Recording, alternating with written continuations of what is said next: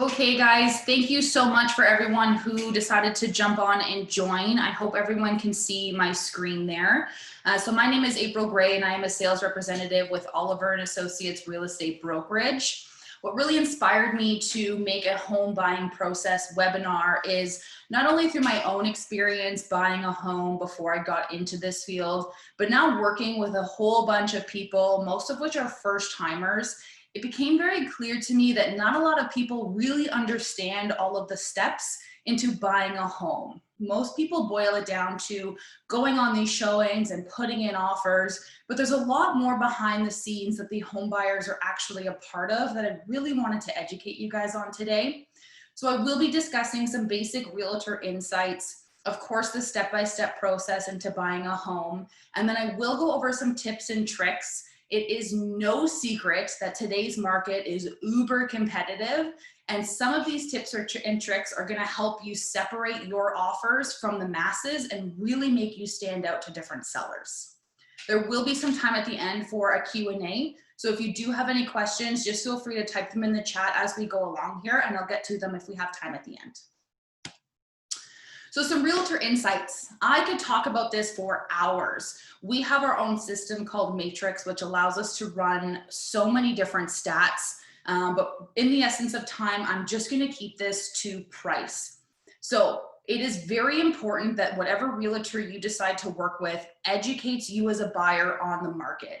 It is imperative that you have market information so that you can make an educated decision on one of the biggest financial transactions you're ever going to be a part of.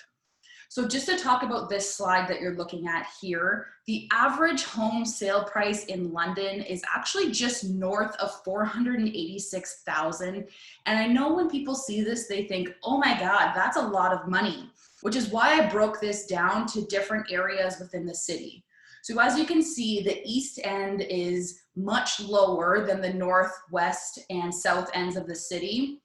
This seems really great. However, if you're looking on the East End or even at places that are in between that $280,000 and $400,000 range, you are most likely in today's market going to be competing with a number of different offers.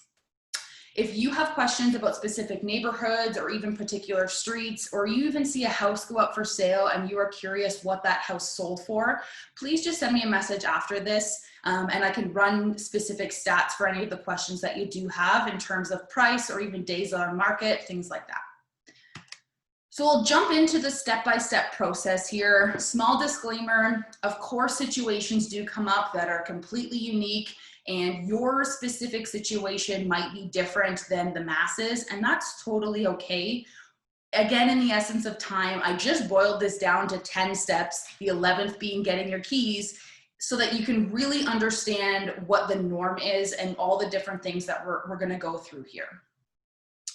So I would love to sit here and say, I am the first person you should talk to when you want to buy a home. And although that might be the case for some of you on this call, that's totally fine. But really, when you're looking to buy a home, the first thing you should do is talk to a mortgage specialist about your finances. Now, there's a couple key points I want to hit on here. First and foremost, when you are choosing a mortgage specialist, I highly recommend that you vet them. And what I mean by that is get quotes from different people, get pre-approval or get pre-qualified from different people. Talk to different mortgage specialists about how they do their job. It is important that they're going to communicate that you want them to communicate to you with, and that they are going to be available when you need them to be. And what I mean by that is in today's market, when you go look at a home on, let's say, a Friday evening, they might have offers due Saturday afternoon at 2 p.m. You will need to, within that time frame, talk to your mortgage specialist, find out if you're going to get approved for that mortgage so that you can go in firm on your offers. If your mortgage specialist decides he or she does not want to work weekends or after 5 o'clock, you might not be able to get the answers to the questions that you need. So I'm not saying this is the case for everyone, but just be mindful of when you are available to do showings and make sure that your mortgage representative is available during those times. The other thing I want to touch on here is there is a big difference between being pre-qualified and pre-approved. I get a lot of first timers coming to me saying they've been pre-approved for X amount of dollars. That isn't always the case. So when you are pre-qualified, it means that your mortgage specialist didn't do an official credit check. If you went to a kiosk in the mall or even online to get a pre-approval, you're typically only pre-qualified. If you've sent in your financial documents, proved income over the last 2 years, and your mortgage specialist ran an official credit check, that means you're pre-approved. In today's market, and due to COVID-19, you have to be pre-approved in order to go look at homes. And our board has really put a lot of pressure on us as realtors to do our due diligence and ensure that the buyers within the market are pre-approved prior to going to look at homes. The reason they do this is they want to prevent as much physical contact as possible, and they can't have people wandering through strangers' homes if they don't have a true intent on buying that home. The other thing I want to mention is discuss the options that you're open to. So if you're only looking at detached homes, your pre-approval amount is going to be much higher than if you're also considering condominiums. If you live in a condo, you will typically have to pay condo fees. This means that your average monthly expenses is going to increase, which means the pre-approval amount is actually a lot lower than if you were to buy just a single detached home. If you are open to both options, I highly recommend that you get a pre-approval amount for a detached home as well as a condo, so it helps us narrow down our search and we know exactly what you're going to be comfortable in purchasing. Lastly, additional costs. So if you are not a first-time home buyer, you will have to pay land transfer tax before you close the sale. This is a tiered system based on how much the purchase price was of the home. So it can range from thousands of dollars. The other thing is lawyer fees. So I've seen lawyer fees that are $500 to $4,000. It really depends on the tenure of the lawyer and how much they're actually doing on your behalf to ensure that you are protected within this sale. The other thing is moving costs. So of course, when you move, there is a cost involved. Maybe you have to take a day off work, you have to book movers, book a moving truck. Those things start to add up, and you always want to budget a little bit more than what you think you're going to need to ensure that you're not scrambling or even more stressed during this process. After you've talked to a mortgage specialist, you've figured out all your finances and you've decided, cool, I'm ready to go ahead and buy a home. You're going to talk to me. I'll be your realtor. You are going to discuss with me your wants and your needs. And I really encourage you to really look hard at yourself and determine what those are. A lot of people confuse the wants and the needs, and you really need to be specific with me and what you're absolutely not going to negotiate on. If you absolutely need a finished basement, we will find you something with a finished basement. But if this is something that you would really, really just want, let me know that. Of course, we're going to look at things with a finished basement. But with the market being the way that it is, we do have to open up your search so that you have a higher chance of getting into the market. The next thing is location, location, location. This is one thing that you cannot change after you move into a house. I know that seems silly, but I can't tell you how many times I've met with people, they want to buy a house, and then all of a sudden, you know what, it's far too long of a drive to go to work. Or they might have a kid that wants to go to a certain high school and that's not within the district. Things like this really make a difference in the home search. So just really take a minute and think about how close you want all your amenities to be to yourself. And that way it really helps me narrow down where we are looking. Once we go through all of that, I'm going to set you up on something called Prospector. Now, what Prospector does is it will automatically send you emails every time that someone within our board puts up a listing. So oftentimes you will get these emails far before they're even up on realtor.ca. So it's a huge advantage because you're able to get first kick at the can and you're the first person to go view that house. And in some cases, you can submit bully offers and get it before they even go to market. Last thing on here is a buyer representation agreement. Now, this is essentially a contract between myself and a buyer. It basically states that you as a buyer consent to having me represent you in the purchase or lease of real estate. Now, there are some realtors out there who will force this contract on you and ask you to sign it immediately. I'm a firm believer that you need to trust your realtor and get to know them and ensure that the chemistry is right before you go ahead and sign a contract. So I will definitely show you a couple of houses before we discuss a buyer representation agreement, because I'm a firm believer, again, that I don't want to pressure you or make you feel uncomfortable, and you need to choose me as a realtor. It can't just be what's in front of you that you're going to sign. Step 3 is showings. So this is what everyone gets super excited about, especially first timers. So when you pull up to a house, I know that you want to just kick off your shoes and go run inside and take a look at everything around. I really encourage you to stop, take a breath, and look outside the house first. Take a look at that roof. Take a look at that driveway. Take a peek at that landscaping in and around the property. These are things as a future homeowner that you're either going to need to fix or you're going to have to maintain. So if you happen to maybe have a disability yourself or live with someone with a disability and you look around and there are so many gorgeous mature trees, yes, it might look beautiful, but please keep in mind that you will be responsible for raking that and maintaining that property. And that might not just be realistic for you and your family. The other thing is, when you get inside, don't just look at surface level items. I'm a firm believer that you want to check out those appliances, open up that fridge, look at the hinges within the cabinets. I've even been in houses before where there are holes in the wall that are strategically covered up by mirrors or pictures. We're allowed to move that stuff so long as we're wearing our gloves, but please make sure that you're taking your time and walking through this house, because there are a lot of Band-Aid fixes, unfortunately, and you don't want to be liable down the road. The other thing is, be careful. With technology advancing every single day, there have been numerous cases, especially within the last 6 months, where people are actually setting up nanny cams throughout their house to see what people are saying about their property. So if you are being very negative about their property, they could be very emotionally attached to their house and might not accept your offer based on the fact that they didn't like you or they didn't like some of the things that you said. So just be very mindful about what you're saying when you're doing a walkthrough. The next thing is book multiple showings. So I know some people get super excited if they see a house and they absolutely fall in love with it, but I always want to show you more than one, just so that you can compare what your money can buy you. Something as simple as a street difference or even the lot size can make such a massive difference in the pay, in what you're going to pay for that house. So it is important that we are able to compare. Last but not least, please be honest. This is more between me and you.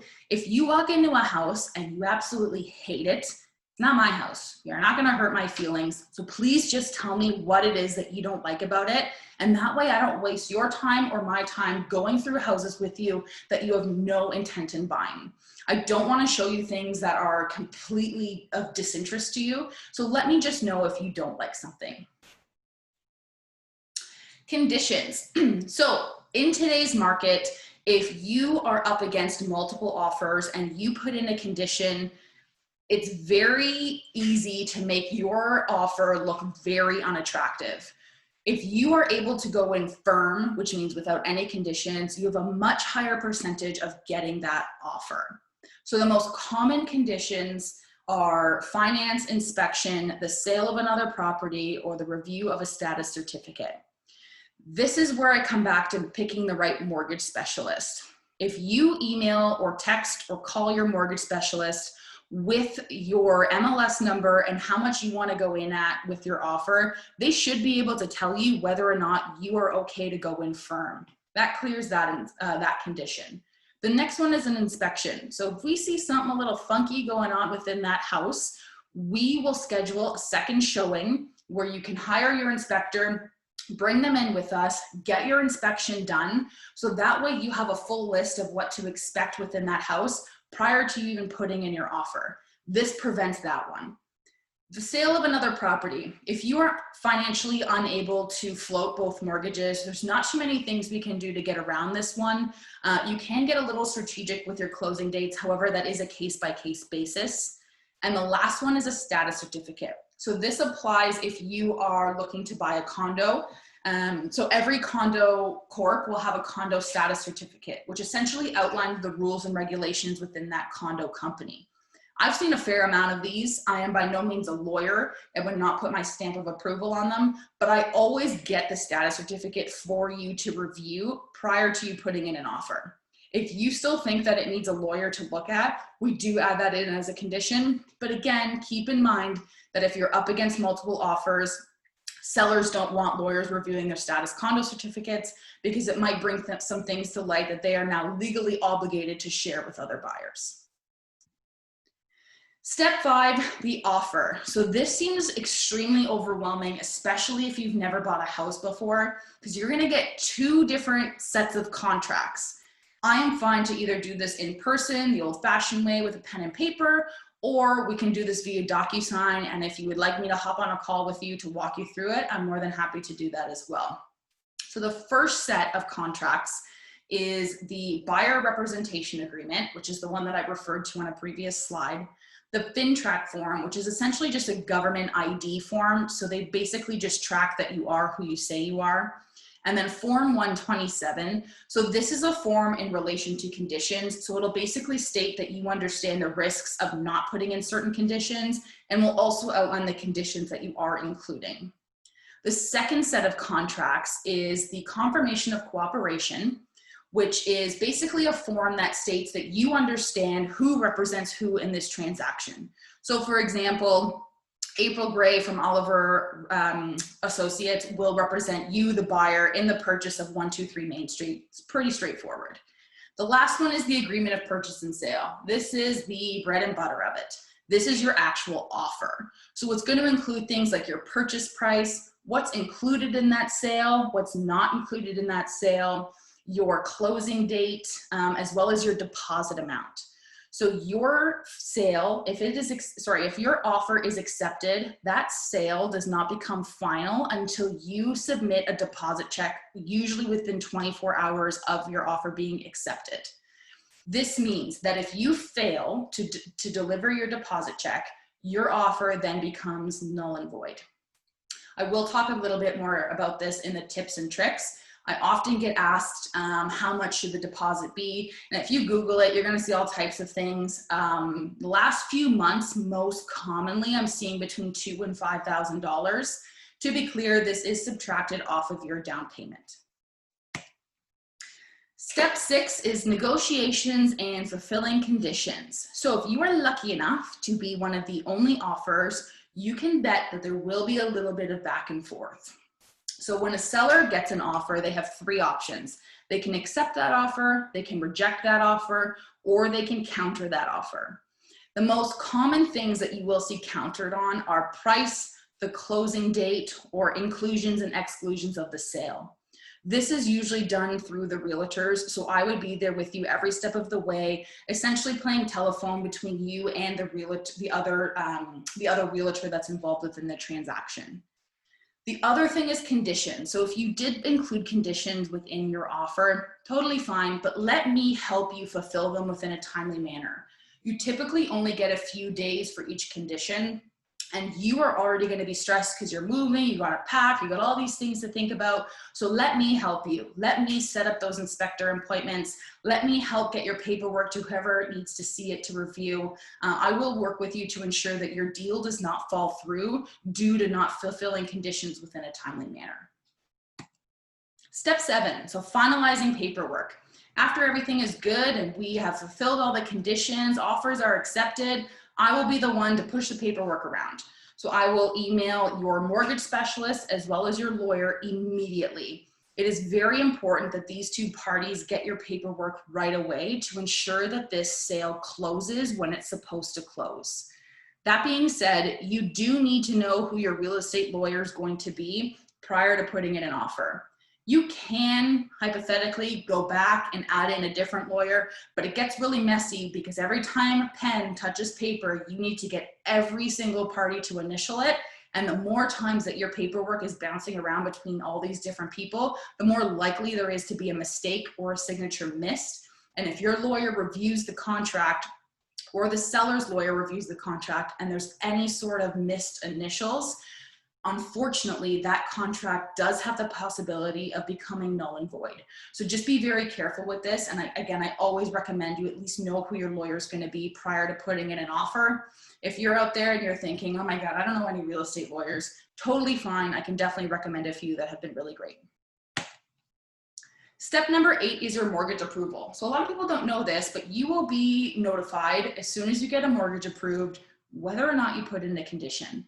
So whether you go to a bank or a mortgage broker who accesses many different lenders, they will let you know as soon as you have a mortgage approved.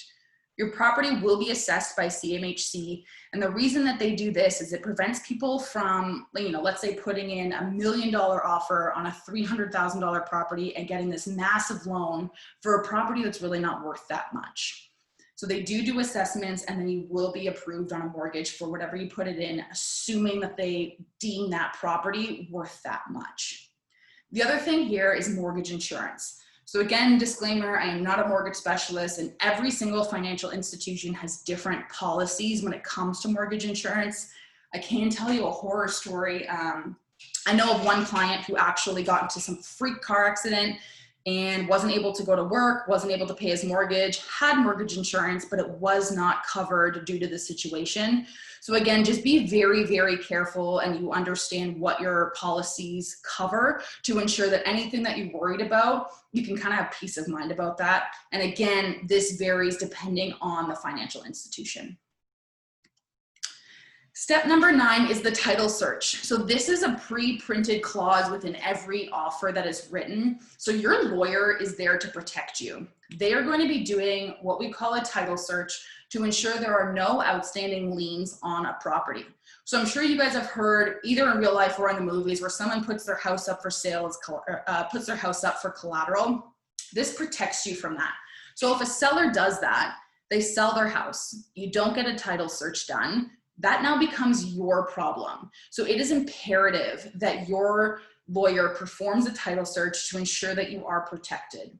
The other thing that will be identified within this search is if, let's say, they've built some sort of weird structure or big shed or really, really tall fence in the backyard and they've been issued notices from the city, this will actually let you know that, hey, this structure on this property is illegal, and this could eventually become you, the buyer's problem. So your lawyer will go through all of this information with you. Step 10 is actually meeting your lawyer.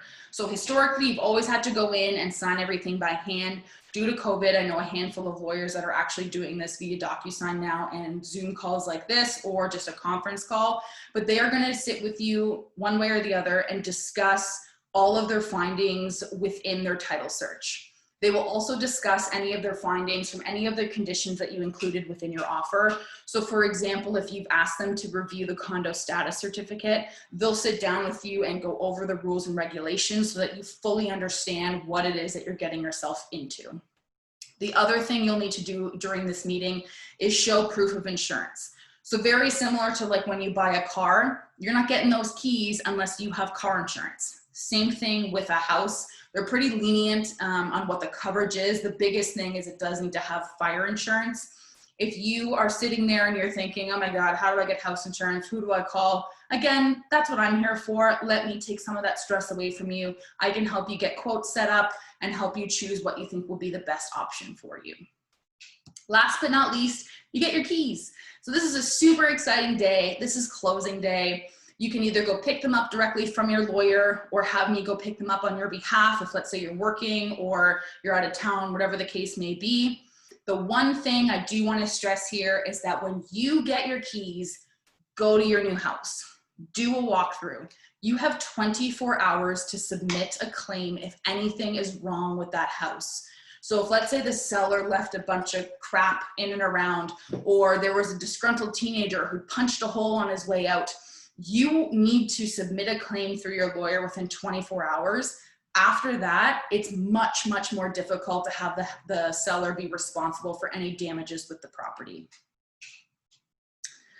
Tips and tricks. So this is a big topic nowadays because it is such a competitive environment. People are always asking, how the heck do I make my offer stand out and how am I supposed to get accepted? There's a few things I'll touch on here. So the first one is manage expectations. So this is more of a tip for you when you are looking to buy a home, especially if you're in that lower range from 280 to 380K. Please be cautious when you're putting in your offers and try not to get too emotionally attached. I've worked with one gentleman who's put in 4 offers on a house now. He's still looking. It does take some time. And when you're up against 15 to 20 people per offer, it is very difficult to get an acceptance. I will help try and manage expectations as we go along and help guide you through this process. But I just ask that you would work with me in trying to do this yourself as well. The second thing is stay calm.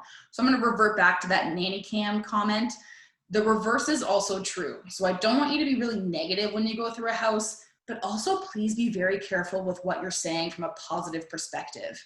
If you're on camera and you're saying, I love this house, I couldn't live without it, look at that deck, look at that pool, it's fantastic. That seller could easily look at that and think, wow, I can squeeze another $5,000 out of this guy, or I can try and get a quicker closing date because they want it so badly. You need to be cautious with what you're saying, so just be wary about that. Next here is finances. So if you are someone who needs to include a financing condition, I highly recommend that you go to your mortgage specialist and get a pre-approval letter. This basically just states that you are pre-approved. It doesn't need to have the dollar amount on there, but it essentially just shows the seller that you have your ducks in a row and that you're not just willy-nilly throwing in offers and hoping to figure out financing later. This is something that not a lot of people do that really helps make your offer look more attractive if you do have to put in a financial condition. The next one is include a deposit check. So a lot of people just give their deposit check after their offer is accepted. I highly recommend, and because not a lot of people do this, to get a deposit check and submit it with your offer. The rule of thumb is the faster you get your check in and the higher the dollar amount is, the more serious your offer looks and more attractive it is to a seller. So if I can present your offer and say, here's a $5,000 deposit check, let's get this sale firm and close and get a sold sign up on the front lawn tonight, people love that. The next one is don't offer round numbers. I can tell you a story. Last week, we had an agent in our office who had an offer in for $400,000, lost out to an offer that was $400,000 and $253. And I know this seems super random and not like a lot of big difference in terms of money, but that couple $100 made a decision for the sellers a little bit easier. So whatever your max is, try and go with like 100 or 200 more, and sometimes it makes your offer look a little more attractive. Last but not least, a personal letter. I was a little skeptical about this when I first got into the business, but now I've heard countless stories about it actually working. So if you, the buyer, write a letter to the sellers indicating how much you love that house and how much you can see your family growing up there and how you want to treat it your own and you'll respect it, people love that. And people are more likely to accept even a little bit less of an offer if they are touched and their heart is full. So again, I know that might sound silly to some of you, but it really does work. So if you're doing all of these different things, it's not a guaranteed system, but it will definitely help you make your offers more attractive. So I know that I fired a ton of information at everyone here today. I will be sending out this slide to everyone that joined. So again, thank you so much. If you do have additional questions about either the stats that I referred to at the beginning of the presentation, or if you are just curious about other things within the home buying process, or whether or not you have additional tips that you have questions about, please send me an email and let me know, and we can kind of take it from there. But for now, I just want to quickly open it up to a Q&A. If anyone has any questions whatsoever, please feel free to type them in the chat. I'll just wait a couple of minutes and we can answer them.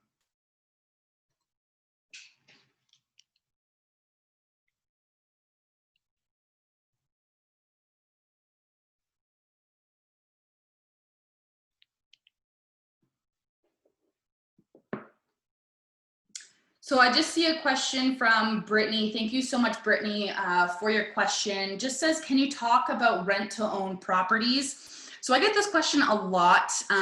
Personally, I'm not a huge fan. Unfortunately, there are a lot more scams out there than legitimate rent to own opportunities. So a couple quick points on this.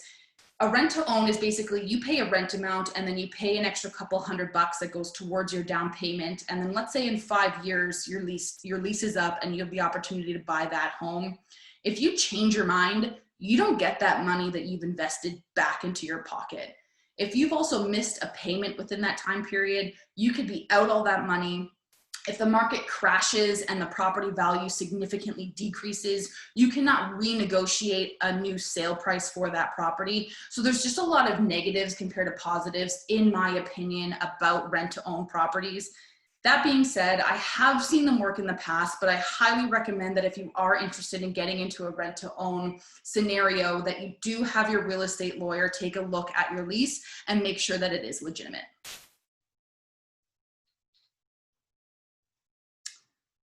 Okay, any other questions?